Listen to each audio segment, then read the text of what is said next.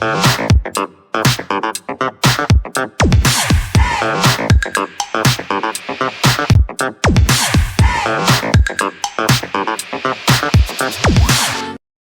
test is in 4 parts: Part 1, Part 2, Part 3, and Part 4. Now look at Part 1. Part 1. When Mark and Jane arrived in Edinburgh, they discovered that Mark had left his camera on the train. At the Lost and Found office, he has to fill in a lost property form. First, you have some time to look at questions 1 to 4.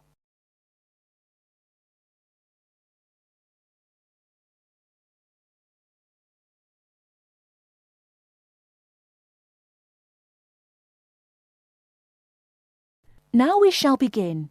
You should answer the questions as you listen, because you will not hear the recording a second time. Listen carefully and answer questions 1 to 4.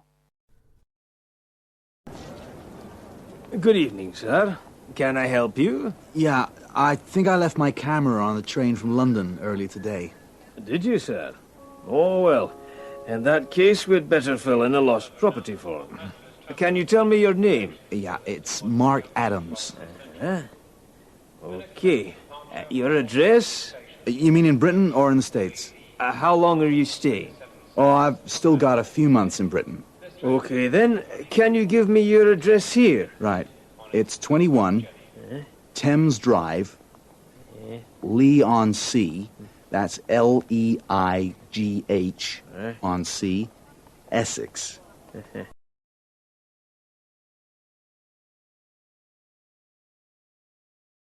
Before you hear the rest of the conversation, you have some time to look at questions 5 to 10.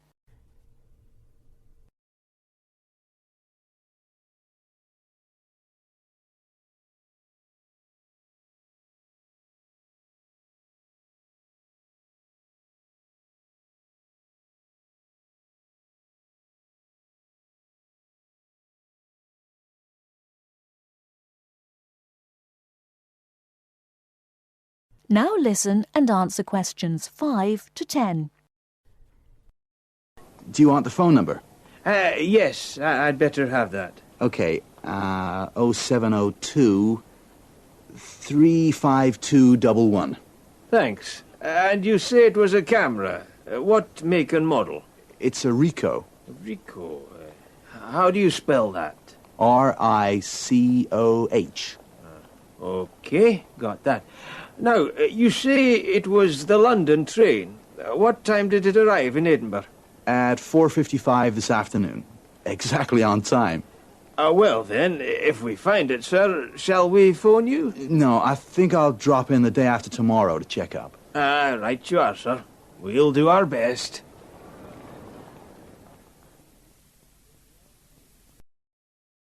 That is the end of Part 1. You now have half a minute to check your answers.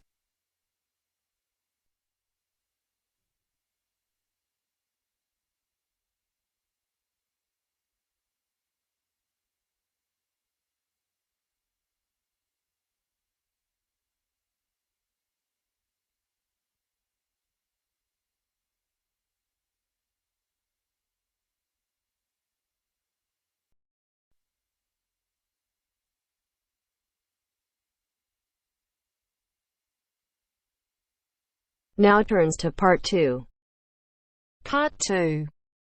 She's going to talk to us today about the pleasures of running her own business.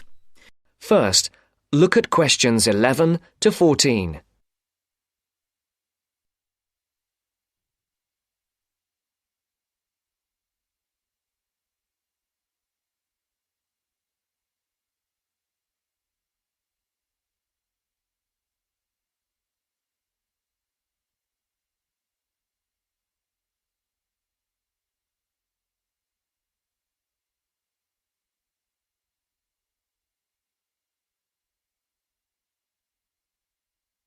Listen carefully.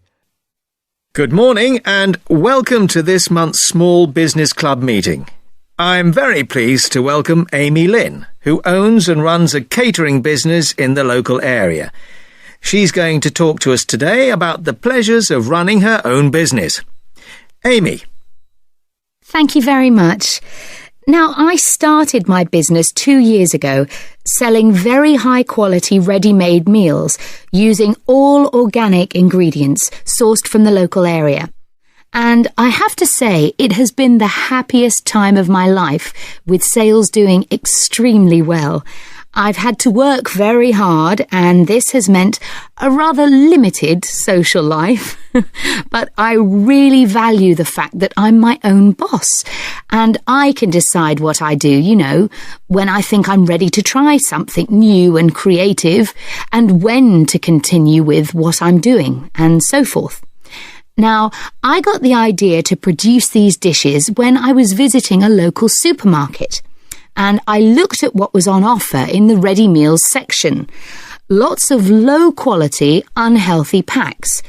And I thought, I could do so much better. I discussed it with friends. Some of them thought it was a great idea, and others thought there wouldn't be a big enough market for such expensive products. But I went ahead with my idea anyway. And, as I say, it's been very successful. At the moment, I employ 2 people, one to help me with the actual preparation and cooking, and the other to work on the financial side, doing invoices and accounts and marketing. My business is expanding, but I'm not ready to employ anybody new just yet. At the moment, I'm negotiating with a local organic farmer who would like to sell my meals at his farm shop. We've already agreed that I will sell in his shop in the new year, but I just don't know how much. It probably won't be enormous. My sales in total at the moment are only about £7,000 a month, and at least for the next few months, I don't plan on increasing that. I think the thing which will make me take on new staff is if I just feel too exhausted and stop enjoying what I'm doing. And plans for the long-term future are a little vague at the moment.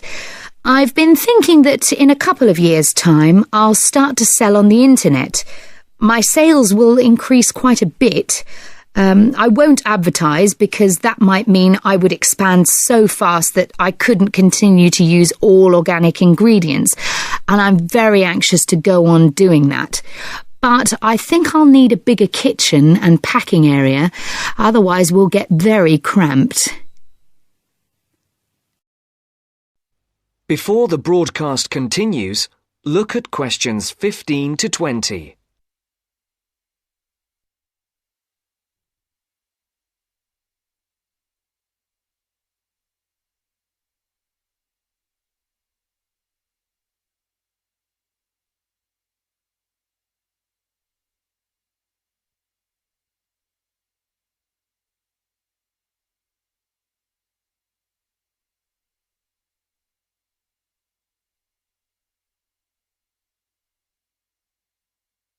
You will now listen to the second part of the talk.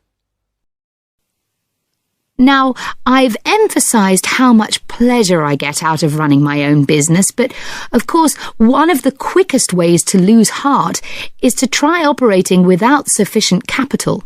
So, in the second part of my talk, I want to share with you how I got enough money to finance my business.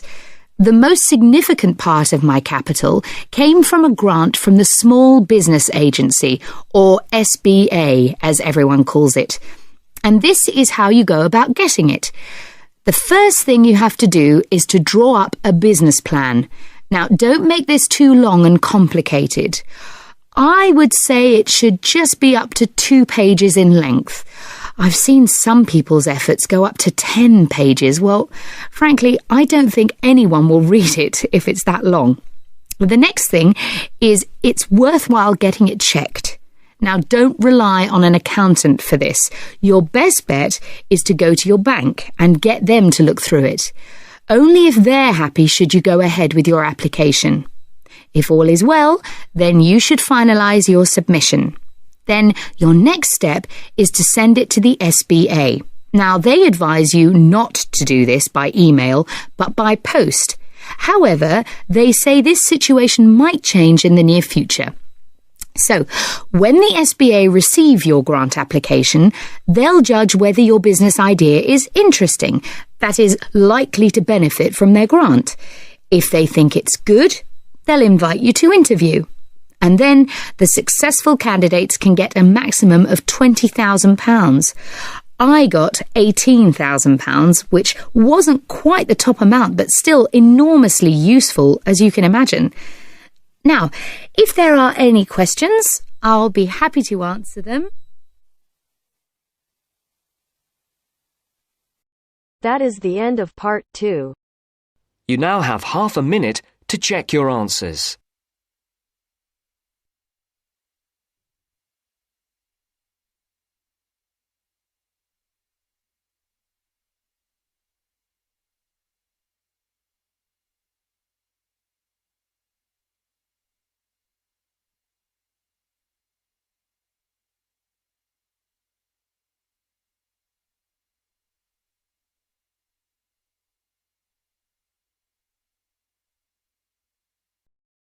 Now turns to part 3. Part 3. You will hear a conversation between two students who will discuss a project they're working on together. You have 30 seconds to look at questions 21 to 27.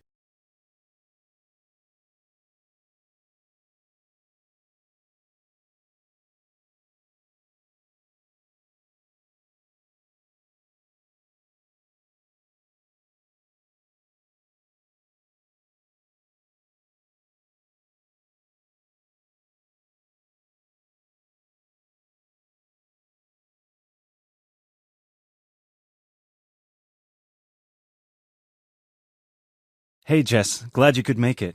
We've got a lot to discuss. Hi Matt. Yes, sorry I'm a bit late. I did bring all my notes with me. Yes, me too. Where shall we start? Well, I think it would be a good idea to clarify our objectives just one more time.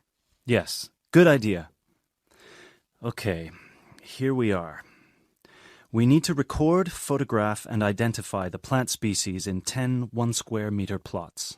Does it say anything about where these plots should be and how they should be laid out?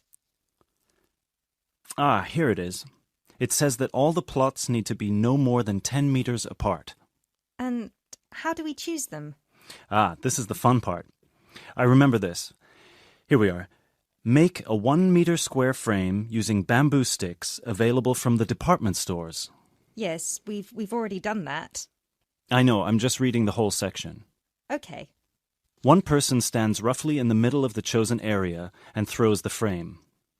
The other person uses a tape to mark out the square where the frame landed and returns frame to thrower. The thrower then turns a few degrees on the spot and throws again. The thrower must turn slightly after each throw and vary the force of the throw until after the 10th throw they are pointing in almost the same direction as the first.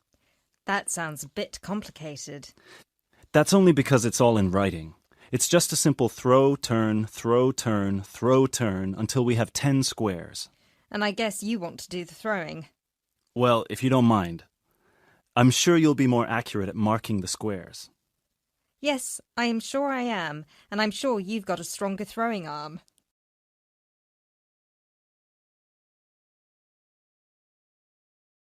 You now have 30 seconds to look at questions 28 to 30.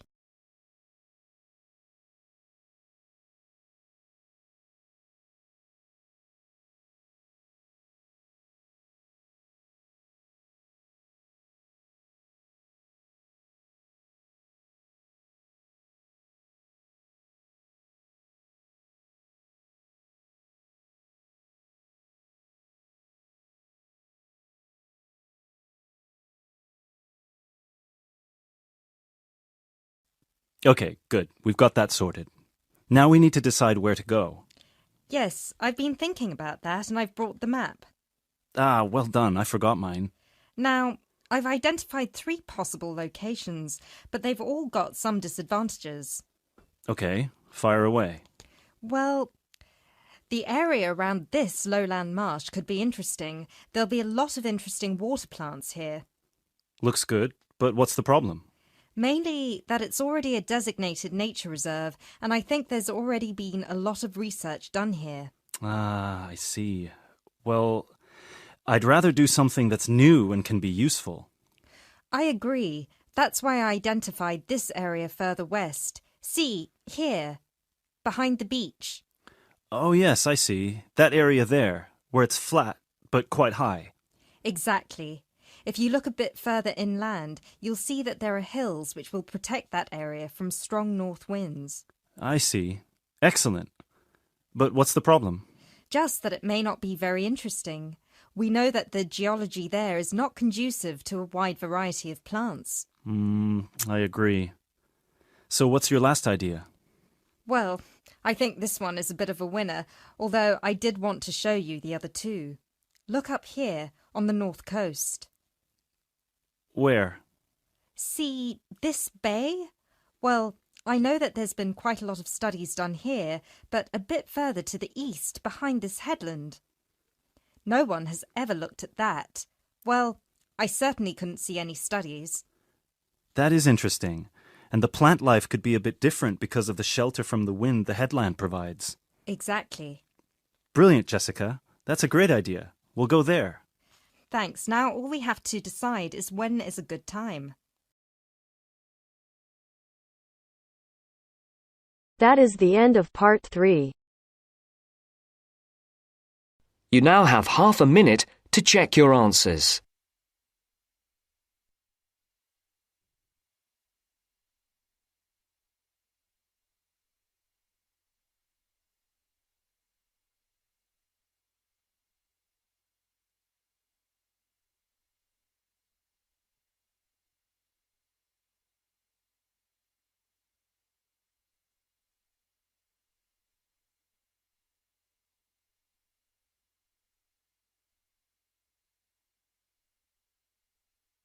Now turns to part 4. Part 4. You will hear Rebecca Bramwell, an artist and illustrator, giving advice on how to get your first job or commission as an artist. First, you have some time to look at questions 31 to 35.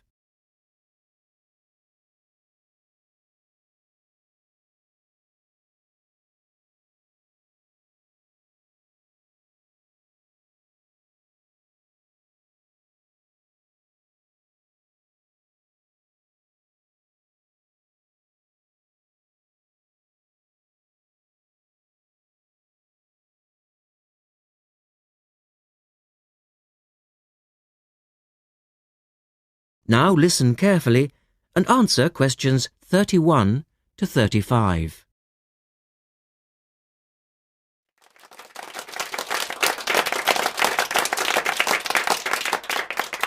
I'd like to introduce Rebecca Bramwell, an artist and illustrator who's come along today to talk to you all about getting your first job or commission as an artist. Over to you, Rebecca. Thank you for inviting me. I remember when I graduated back in 1983, I was very excited about getting my first commission.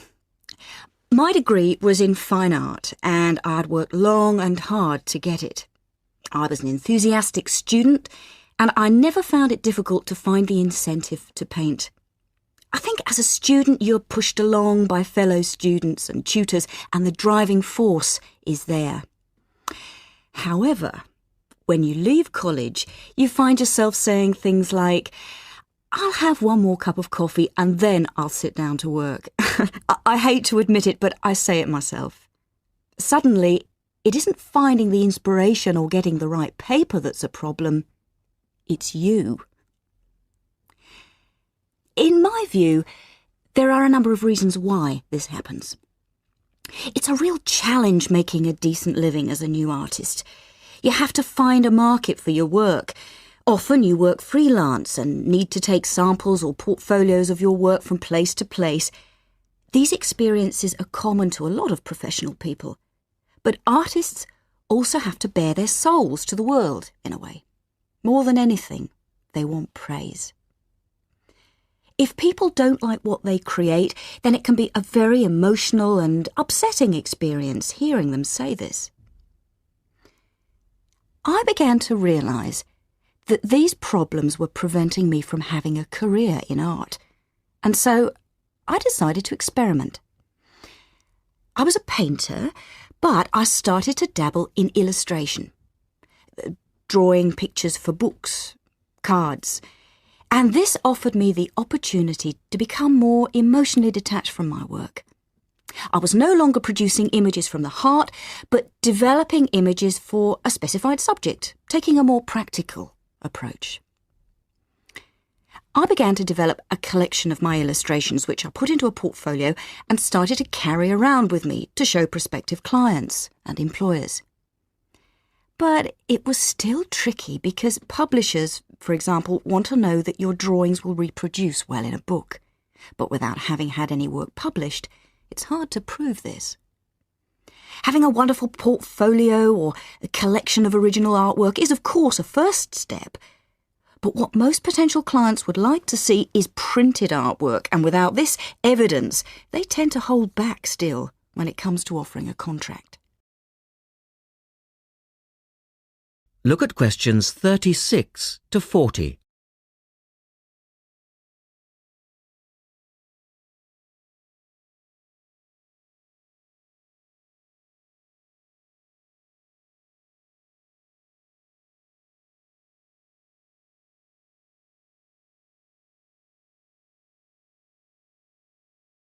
Now answer questions 36 to 40.